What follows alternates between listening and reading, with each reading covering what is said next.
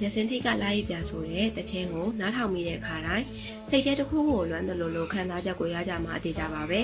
တကယ်တော့ဒီတခြင်းဟာဂျက်ဆင်ဖះအကြောင်းမှာ88ကာလတုန်းကအသက်ခံခဲ့ရတဲ့ကောင်မလေးတယောက်ရဲ့အကြောင်းကိုဆိုရတာပါဒီနေ့ပြောပြမှာကမကျွတ်မလွတ်သေးတဲ့အဲ့ဒီကောင်မလေးနဲ့မမျော်လင့်မဲနဲ့တွေ့ဆုံခဲ့တဲ့ရန်ကုန်တက္ကသိုလ်ကကောင်မလေးတယောက်ရဲ့အကြောင်းပဲဖြစ်ပါတယ်သူမကရန်ကုန်တက္ကသိုလ်ယူပဗေဒမေဂျာကတတိယနှစ်ကျောင်းသူတယောက်ပါအချိန်က1990ခုနှစ်သူမကိုကျမစာပြီးတတိထားမိတာကဂျက်ဆင်ဖះအကြောင်းရဲ့လက်ဝါးကတ်တိုင်ရှိမှာပါညနေလောက်ရောက်ရင်အဆောင်မှာလူဆုံလာကြောင်းအတန်တွေလဲဆိုတော့ကျမလည်းတိတ်ဆိတ်တဲ့စာကြည့်တိုက်ကိုတွားပြီးတော့စာကြည့်လေးရှိတယ်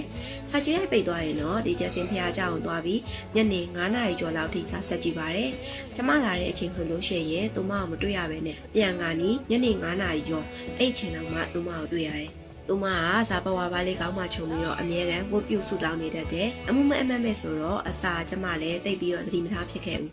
ဒါပေမဲ့အစာသွားလုပ်တဲ့အခါတိုင်းတွေ့နေရတာဆိုတော့တဖြည်းဖြည်းသူမကိုသတိထားမိလာခဲ့တယ်ခရစ်ယာန်တွေကများသောအားဖြင့်စနေတနင်္ဂနွေပဲဖះเจ้าတက်ဝတ်ပြုကြတယ်ဆိုပေမဲ့ဒီကောင်မလေးကိုတော့ကျမစာလာကြည့်ရဲ့အချိန်တိုင်းဖះเจ้าမှာအမြဲတမ်းတွေ့နေရတာပါ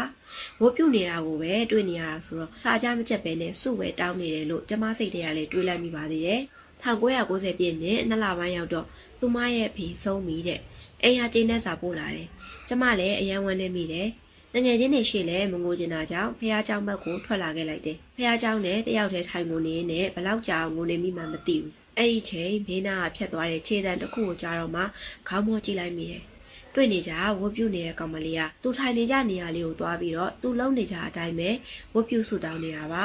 သူလည်းစက်မငိုတော့ပဲနဲ့အနောက်ရှက်ဖြစ်မှာဆိုလို့ပြန်တော့မယ်လို့တဲ့အချိန်မှာတခုတည်းထားမိလိုက်တယ်သူ့ကောင်မှခြုံထားတဲ့ဇာပေါ်အဖြူလေးမှာသွေးကွက်ကြီးတစ်ခုကိုတွေ့လိုက်ရပါတယ်သူမလည်းသွေးကွက်ကြီးမြင်လိုက်ရတော့လန့်သွားပြီးအဖေအတွက်ဝမ်းတဲ့နေရာတွေအောင်ပျောက်သွားတယ်ဒီလောက်သွေးထွက်နေရတာသူမသတိထားမိဘူးလားမသိဘူးဆိုပြီးအကူကြီးပေးဖို့ကိုသွားနေတဲ့အချိန်ပဝါမှာသွေးပေးနေတဲ့အကြောင်းကိုလှမ်းပြောမိလိုက်တယ်သူကတော့နောက်ကိုလုံးဝပြန်လဲမကြည့်ပဲနဲ့အဲ့ဒီသွေးတွေပေးနေတာနှစ်ကျော်ကြာပြီဆိုပြီးတော့အကွက်ကွဲအတန်နဲ့ပဲပြန်ပြောလာပါတယ်သူ့ရဲ့အကွက်ကွဲအတန်ယူကြပြီးရဲ့နောက်သူနဲ့ကျမလွဲပြီးဘယ်သူမှမရှိရဲ့ဒီဖះเจ้าခမ်းမကြီးထဲမှာစိတ်ထဲကြောက်လာတယ်လို့အားငယ်တယ်လို့ဖြစ်လာတာနဲ့မမပြောဘဲနဲ့ပြေးထွက်လာခဲ့မိတယ်